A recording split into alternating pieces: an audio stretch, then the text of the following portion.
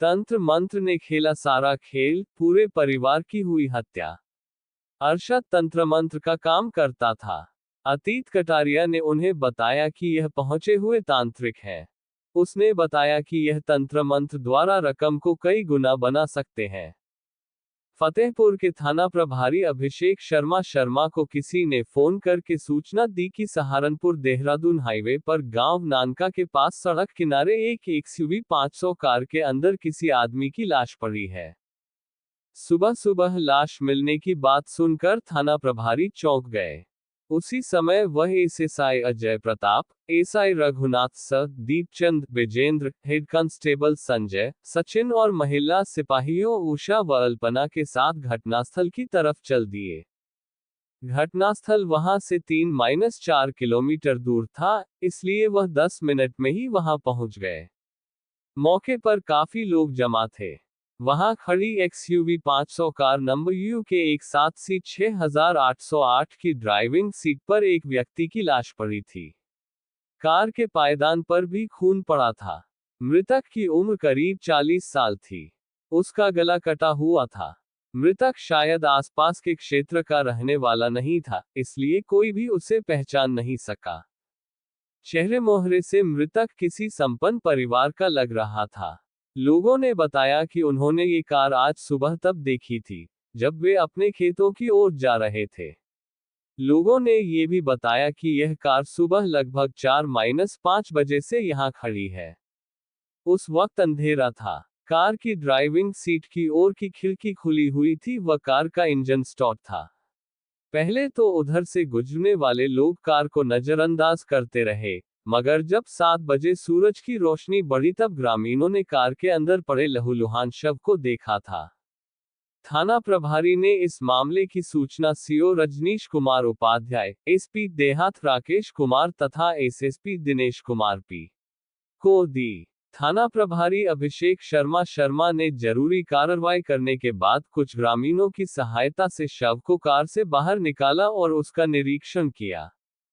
कुछ ही देर में SSP Dinesh Kumar P, SP देहात विद्यासागर मिश्र और सीओ रजनीश कुमार भी वहां फोरेंसिक टीम के साथ आ गए।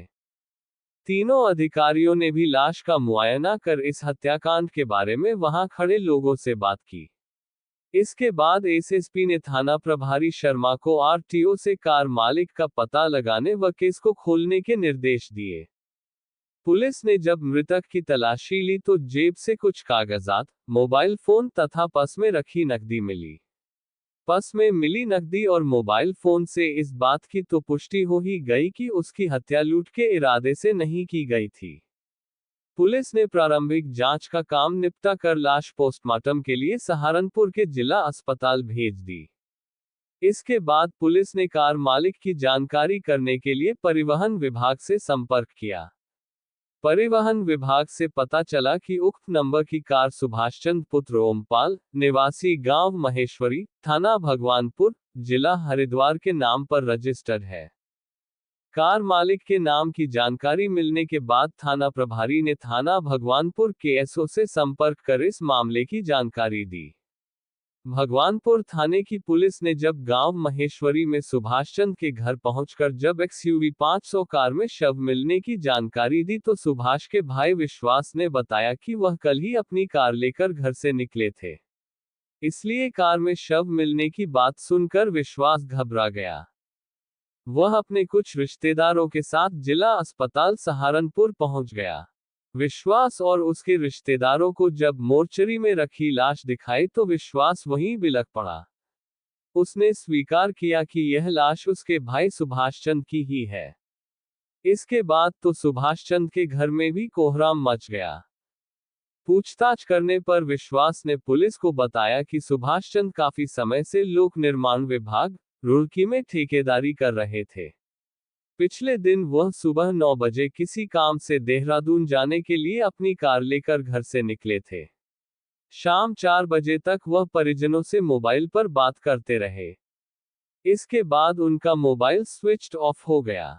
रात भर घर वाले बहुत परेशान रहे। सुभाषचंद के लापता होने पर घर वालों ने उन्हें आसपास रहने वाले रिश्तेदारों व उनके मित्रों के यहाँ तलाश किया।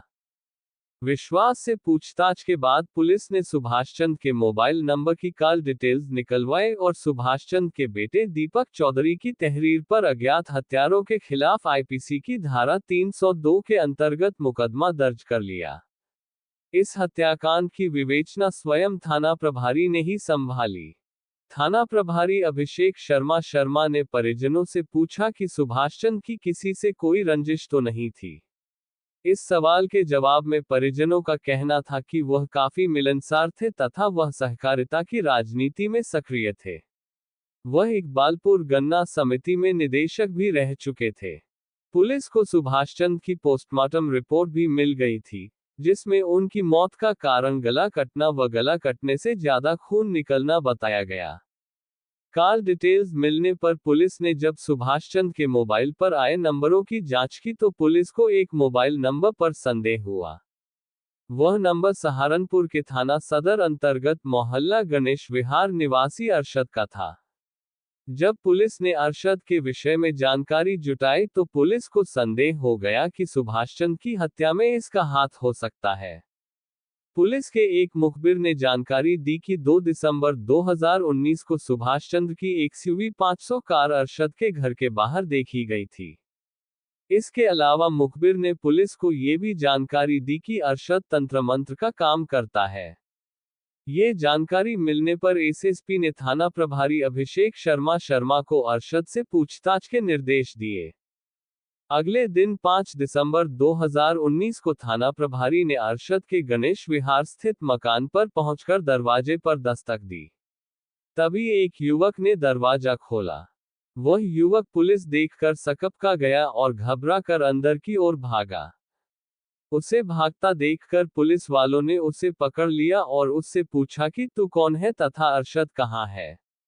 युवक ने घबराते हुए बताया कि मेरा नाम वकील उर्फ सोनू है तथा अरशद यही दूसरे कमरे में बैठा हुआ है। जब पुलिस टीम के साथ वकील नाम का वह युवक अरशद के कमरे में पहुंचा तो वहां बैठे अरशद को माजरा समझते देर न लगी। अरशद पुलिस को देखकर थर-थर कांपने लगा था। उन्होंने अरशद को हिरासत में ले लिया। थाना प्रभारी शर्मा ने उसी समय अरशद से पूछा, 2 दिसंबर को सुभाष चंद्र की कार तुम्हारे घर के पास देखी गई थी। उसी रात तुम सुभाष के साथ गांव नानका के पास गए थे और वहां उसी की कार में तुमने उसकी हत्या कर दी। थाना प्रभारी के इस सवाल का अरशद कोई उत्तर नहीं दे सका और चुप हो गया। थोड़ी देर चुप होने के बाद अरशद बोला, सर, आपको जब इस बारे में पता चल ही गया है तो आपसे कुछ छिपाने से कोई फायदा नहीं है। मैं आपको इस बारे में सब कुछ बताता हूँ। इसके बाद अरशद ने पुलिस को जो जानकारी दी वह इस प्रकार थी। सुभाष चंद्र लोक निर्माण विभाग, रुड़की में ठेकेदार थे। वह अपने परिवार के साथ हरिद्वार के महेश्वरी गांव में रहते थे। उनके परिवार में पत्नी के अलावा एक बेटा दीपक और एक बेटी थी। करीब 2 साल पहले सुभाष के ही एक दोस्त अतीत कटारिया, निवासी गांव झबीरन, हरिद्वार ने उनकी मुलाकात सहारनपुर के ही मोहल्ला गणेश विहार निवासी अरशद से कराई थी। अरशद तंत्र मंत्र का काम करता था। अतीत कटारिया ने उन्हें बताया कि यह पहुंचे हुए तांत्रिक है। उसने बताया कि यह तंत्र मंत्र द्वारा रकम को कई गुना बना सकते हैं। लालची स्वभाव के सुभाष चंद्र को इस बात पर विश्वास हो गया तो उन्होंने अरशद को 3.5 लाख रुपए दिए थे और इस रकम को 1 करोड़ रुपयों में बदलने को कहा था। 2 महीनों तक सुभाष चंद्र की रकम नहीं बढ़ी तो उन्होंने तांत्रिक अरशद से अपने पैसे मांगे। अरशद पैसे देने में आनाकानी करने लगा तो ठेकेदार ने उस पर दबाव बनाया। इतना ही नहीं, उसने उस तांत्रिक को पैसे देने के लिए धमका भी दिया। इससे तांत्रिक अरशद बहुत चिंतित रहने लगा। इसलिए तांत्रिक अरशद ने अपने दोस्तों टीलू और वकील उर्फ सोनू के साथ मिलकर सुभाष ठेकेदार को ठिकाने लगाने की योजना बना ली। योजना के अनुसार अरशद ने 1 दिसंबर 2019 को सुभाष चंद्र को 1 करोड़ रुपए ले जाने के लिए 2 बड़े थैले लेकर अपने घर बुलाया। 2 दिसंबर को सुभाष चंद्र खुश होते हुए अरशद के यहाँ पहुंचा। उसे उम्मीद थी कि आज अरशद उसे 1 करोड़ रुपए दे देगा। योजना के मुताबिक अरशद ने अपने घर पहुंचे सुभाष को अपनी बीवी फिरदौस से चाय बनवाई। अरशद की बेटियों आजमा व नगमा ने उस चाय में नशे की गोलियां मिला दी। वह चाय सुभाष चंद को पीने को दी। चाय पीने के थोड़ी देर बाद सुभाष को बेहोशी सी छाने लगी तो उन्हें बिस्तर पर लिटा दिया। रात होने पर अरशद के दोस्त वकील तथा टीलू भी वहां पहुंच गए। फिर सभी ने सुभाष को उठाकर उनकी कार में डाला। अरशद और वकील कार लेकर सहारनपुर देहरादून हाईवे पर गांव नानका के पास पहुंचे थे। टीलू भी बाइक से उनके पीछे पीछे पहुंच गया। सड़क किनारे कार खड़ी करके उन्होंने सुभाष चंद को ड्राइविंग सीट पर बैठा दिया। फिर टीलू ने गाड़ी के अंदर जाकर सुभाष चंद के हाथ पकड़ लिए और वकील ने सिर पकड़कर पीछे की तरफ कर दिया। तभी अरशद ने ड्राइवर साइड की खिड़की खोलकर सुभाष का गला रेत दिया और चाकू से 3-4 प्रहार गर्दन पर किए। सुभाष चंद को ठिकाने लगाने के बाद वे बाइक से घर लौट आए। अरशद से पूछताछ करने के बाद पुलिस ने वकील से भी पूछताछ की तो उसने भी अरशद के बयान की पुष्टि कर दी।